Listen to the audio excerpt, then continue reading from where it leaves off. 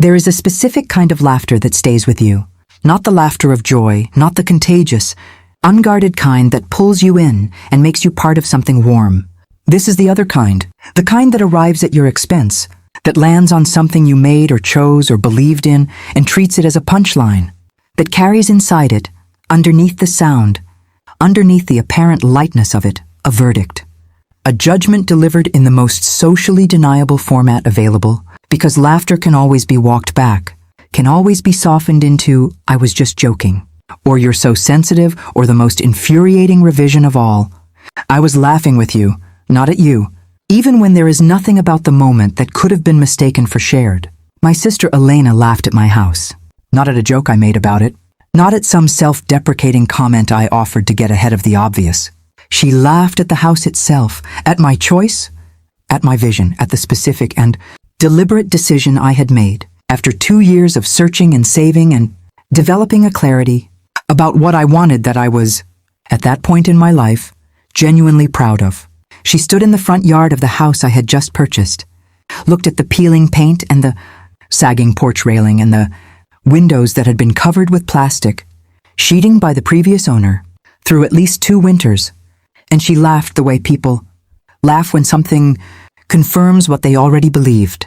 I want to tell you everything, the house and what it became, my sister and who she was and who she showed up as when her own architecture collapsed, the 2 years in between, which were the hardest and most clarifying of my life, and the morning she called me and what happened when I finally had to decide what kind of person I was going to be in response to the worst and most predictable request she had ever made of me. Stay with me from the beginning. The beginning is where the laughter was built, and you need to understand the building before you can understand what the demolition cost. Elena and I were raised in the same house by the same 2 parents, and we emerged from that shared origin as people who were similar in almost no way that mattered. This is not uncommon. Siblings are not duplicates. Families are not factories. The same inputs do not reliably produce the same outputs. But in our case, the divergence was so complete and so early that I sometimes wonder what we would have made of each other if we'd met as strangers. Without the gravitational pull of shared history organizing our dynamic before we were old enough to choose it. Elena was 4 years older and operated, for as long as I could remember, from an unexamined assumption of superiority that was less about cruelty than about architecture. It was simply how she was built, the frame through which she processed the world and her place in it and, by extension, my place in it relative to hers.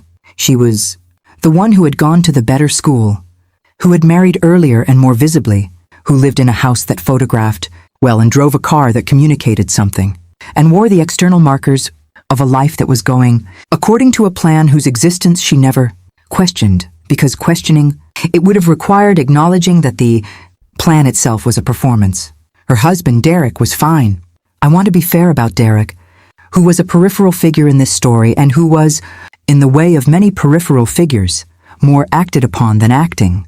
He was pleasant at family gatherings and deferential to Elena in a way that had started as love and had calcified over 10 years of marriage into something more like habit. They had a good income.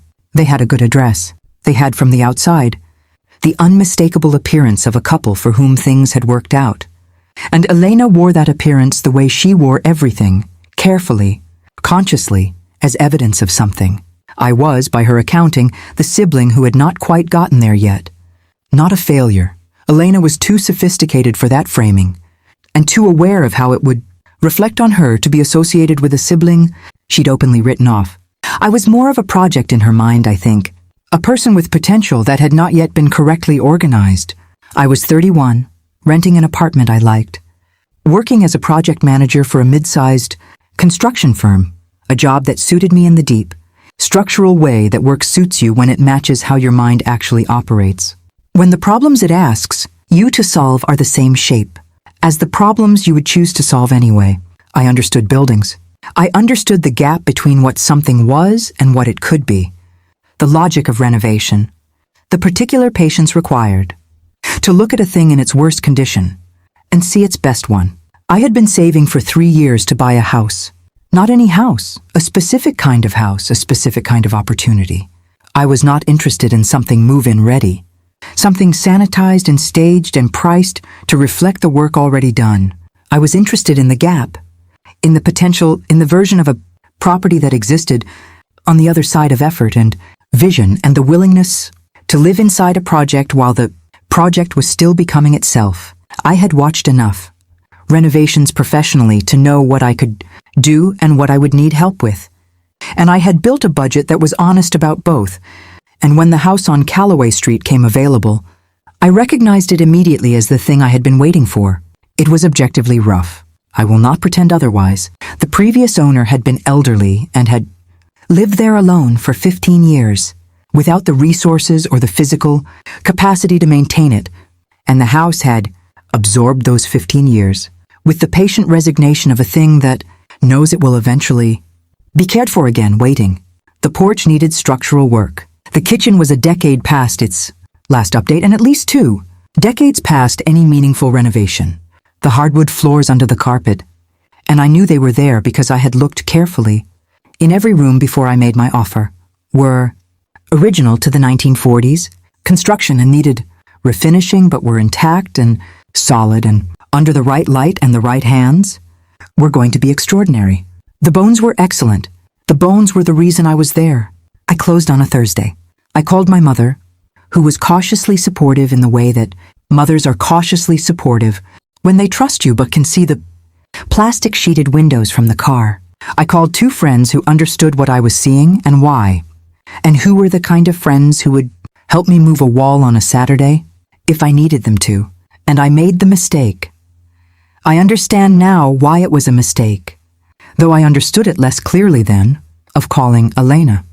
She came the following Saturday with Derek, in tow and a skepticism she hadn't bothered to conceal, in her voice on the phone, and she stood in the front yard in the particular way Elena stood in places she had prejudged, with her weight slightly back and her arms crossed and her face arranged into the expression of someone gathering evidence for a conclusion they've already reached. She walked through the house the way a health inspector walks through a restaurant they already intend to cite. She asked questions that were not really questions. Is that mold? About a water stain that was clearly an old and long dry water stain. How much would it even cost to fix all this? Delivered in a tone that treated the answer as necessarily disqualifying. And when we were back in the front yard and I was telling her about the floors, about what was under the carpet, about the grain and the age and what they were going to look like refinished, she laughed. It wasn't long, it wasn't vicious. It was brief and light and delivered with a shake of her head, the laugh of someone who finds something naive and hasn't decided whether to be kind about it. She said, "You always do this. You see potential in things that other people have already given up on."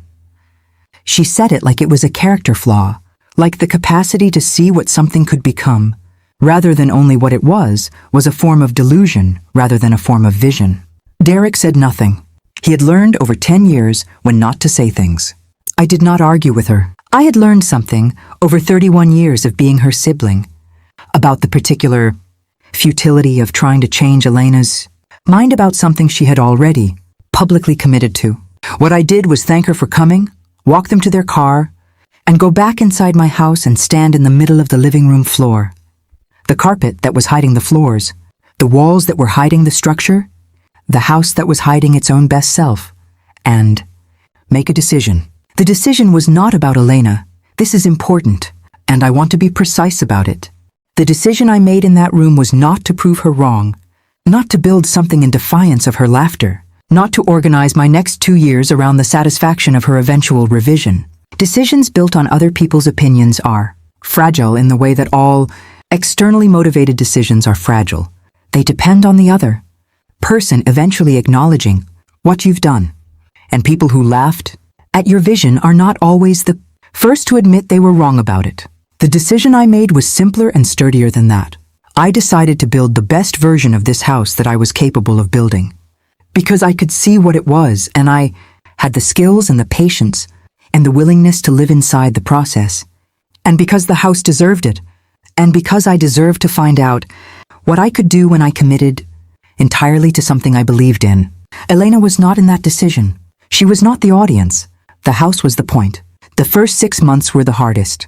I was living in it while working on it, which sounds manageable until you are actually doing it. Until you are cooking on a hot plate because the kitchen is gutted, sleeping in one finished room while the rest of the house is in organized stages of deconstruction and reconstruction, showering at the gym because the bathroom. Tile work is a 3-week process that cannot be rushed without ruining it. I did what I could do myself, which was more than most people would have estimated from the outside. I hired out what required licensed work: the electrical panel, the plumbing reconfiguration, the HVAC replacement.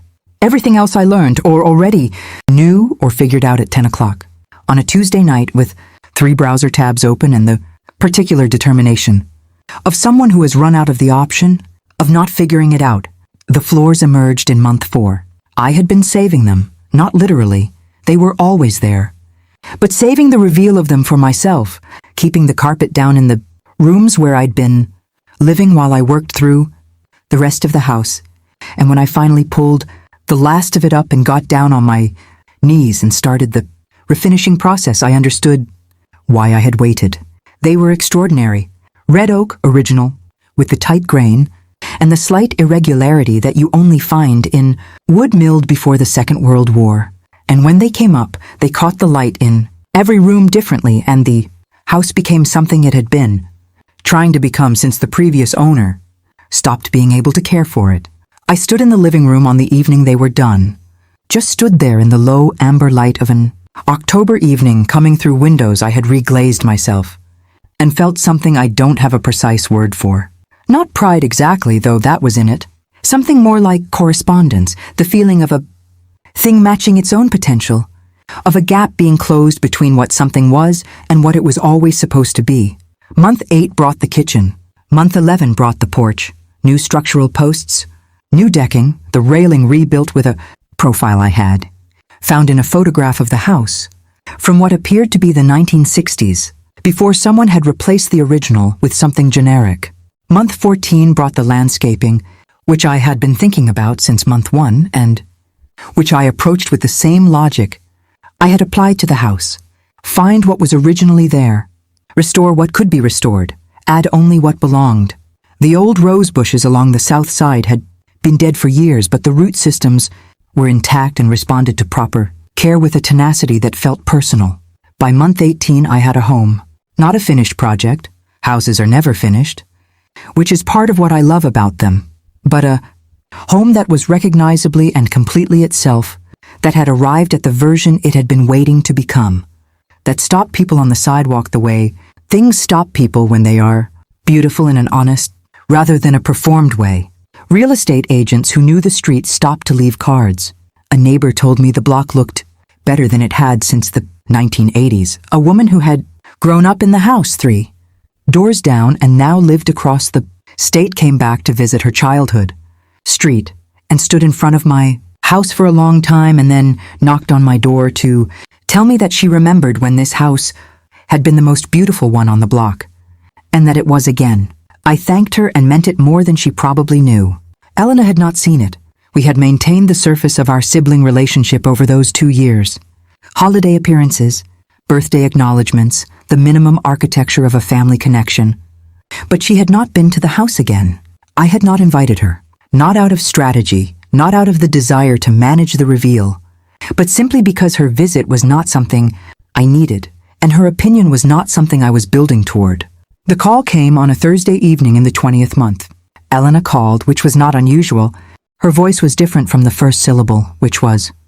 Elena had a social register she operated in with precision, warm when warmth was useful, authoritative when authority was available, always slightly above the emotional temperature of the room, always in control of the altitude of the conversation. The voice on the phone that Thursday was none of those things. It was a voice I had heard from her only once before at our father's funeral, when the control had briefly failed, and what was underneath it was just a person in pain. She and Derek were separating. The house, their house, the good address, the one that photographed well, was going to be sold as part of the settlement, which was not final but was clearly inevitable. She had found an apartment, but it was not available for 6 weeks, and she needed somewhere to stay, and she was calling with a difficulty I could hear her swallowing around. to ask if she could stay with me in my house, the house she had laughed at. I want to tell you honestly what happened inside me in that moment, because I think it matters, and I think it would be dishonest to skip it in favor of a cleaner narrative. What happened was not triumph. I have told you this about other endings in other stories, and I am telling you again because it is true, and because I think we need to be honest about the difference between what we expect to feel and what we actually feel when the moment arrives. There was no rush of vindication. There was no clean satisfaction.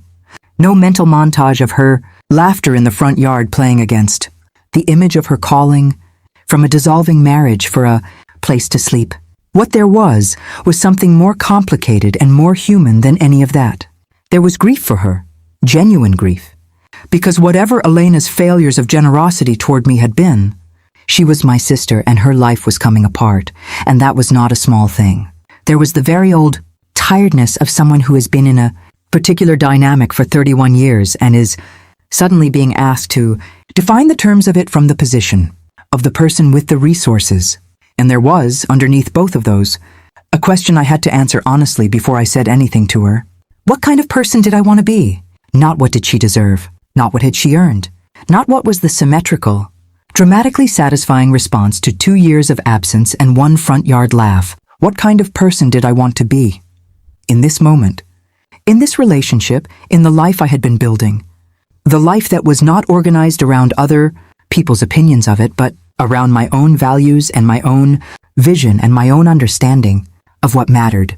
I told her yes, she could stay. I want to be precise about what happened when she arrived, because the precision matters. She stood in the front yard, the same front yard, and looked at the house for a long time without saying anything. The porch was finished. The paint was finished. The roses along the south side were in their second season and had come back fuller than the first.